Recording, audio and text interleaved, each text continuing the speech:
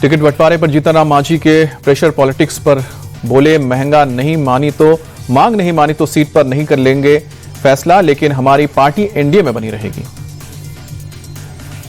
आज की बैठक से पहले चिराग का बड़ा बयान, कहा कि जीना है तो मरना सीखो, कदम कदम पर लड़ना सीखो, लड़ना नहीं तो कठिन हालात से बाहर नहीं निकलता।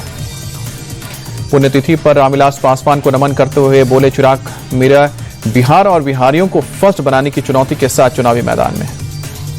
नीरज सिंह ने महागठबंधन पर साधा निशाना, बोले कि महागठबंधन में सीएम के चेहरे को लेकर चिंता है, वो लोग ढूंढ रहे हैं कि मुख्यमंत्री के लिए किसे लाएंगे, हमारे नीतीश कुमार एक बार फिर से सीएम बनेंगे।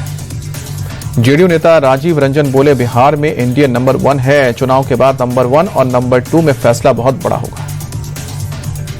महागठबंधन में सीट बंटवारे को लेकर पेच फंसने के बाद वीआईपी प्रमुख मुकेश सहनी का इनकार, कहा कि आंतरिक रूप से सब कुछ तय है, आज शाम तक हो जाएगा ऐलान। मुकेश सहनी का बड़ा बयान, कहा कि डिप्टी सीएम पद को लेकर सहमति बनी है, सरकार बनी तो मैं डिप्टी सीएम बनूंगा।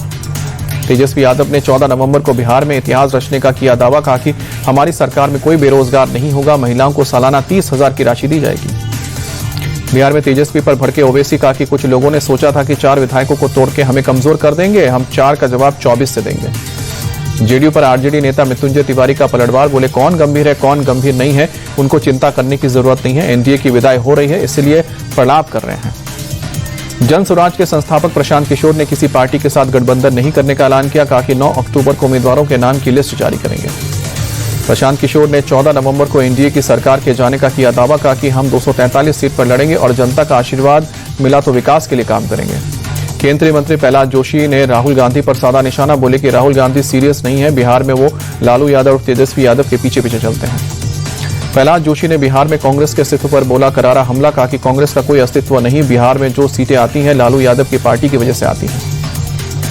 गुजरात के सुरेंद्रनगर से जुड़े मध्य प्रदेश सिरप कांड के तार, सुरेंद्रनगर की एक फार्मा कंपनी का सिरप हुआ था इस्तेमाल। गांधीनगर औषधि विभाग के अहमदाबाद और सुरेंद्रनगर की 2 कंपनियों की जांच की। सुरेंद्रनगर की फार्मा कंपनी ने मध्य प्रदेश की एक कंपनी को कच्चा माल दिया था। मध्य प्रदेश के छिंदवाड़ा में कफ सिरप से 3 और बच्चों की मौत हुई है, अब तक राज्य में 20 बच्चों ने जान गंवाई है। एयरफोर्स डे का मुख्य समारोह गाजियाबाद में हिंडन एयरबेस में रक्षा मंत्री राजनाथ सिंह और सीडीएस के साथ तीनों सेना प्रमुख शामिल हुए। समारोह में भव्य परेड भी हुआ। एयरफोर्स डे के समारोह में ऑपरेशन सिंदूर के योद्धाओं का सम्मान किया गया। सबसे पहले दिए गए सर्वोत्तम युद्ध सेवा मेडल। इंडियन एयरबेस पर ऑपरेशन सिंदूर में जांबाजी को वीर चक्र और 9 वायु वीरों को वीर चक्र से सम्मानित किया गया। एयरफोर्स के स्थापना दिवस पर एयर चीफ एपी सिंह का बयान, अपने लक्ष्य से नहीं चूकने वाले, पिछले 1 साल में हमने बहुत कुछ देखा है, दुश्मन को बातचीत के लिए मजबूर होना पड़ा है।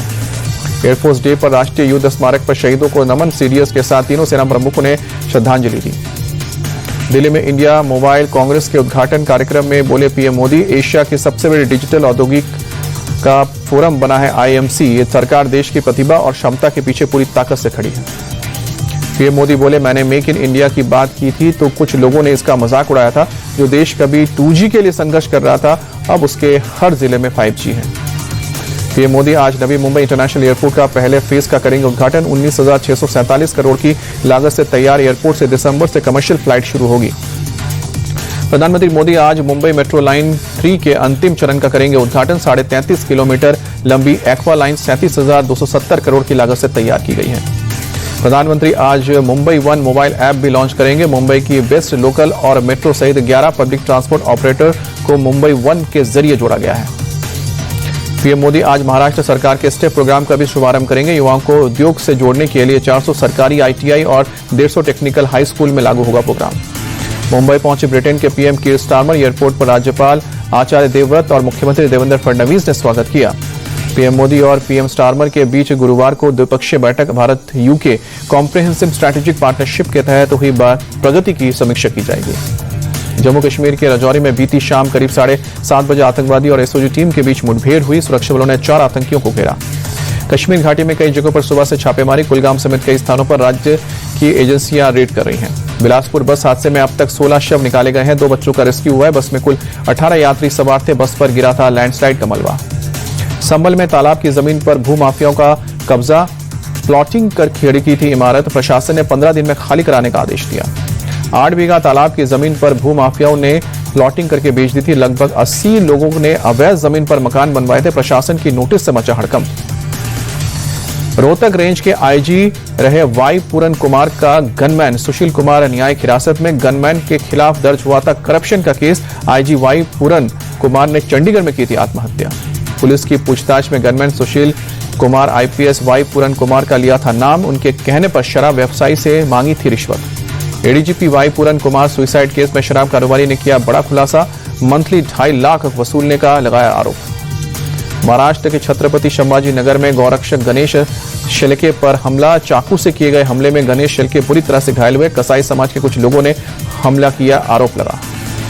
जहानाबाद में नगर परिषद ऑफिस में हंगामा। कार्यपालक पदाधिकारी की हंटर से पिटाई। पार्षद के पति पर मारपीट का आरोप। पुलिस ने पार्षद के पति को गिरफ्तार किया। दिल्ली के चावड़ी बाजार इलाके में संदिग्ध हालत में छत से गिरी 2 लड़कियां। एक की मौत हत्या सुसाइड के एंगल से जांच की जा रही है। जबलपुर में एक रेस्टोरेंट में दिन दहाड़े गोलीबारी। फायरिंग से रेस्टोरेंट में मची अफरा तफरी। आपसी रंजिश में बदमाशों ने फायरिंग की। ओडिशा के पुरी में चलती बस के अंदर हमले में 8 लोग घायल। 4 की हालत गंभीर। लोगों ने हमलावर को पकड़कर पुलिस को सौंपा।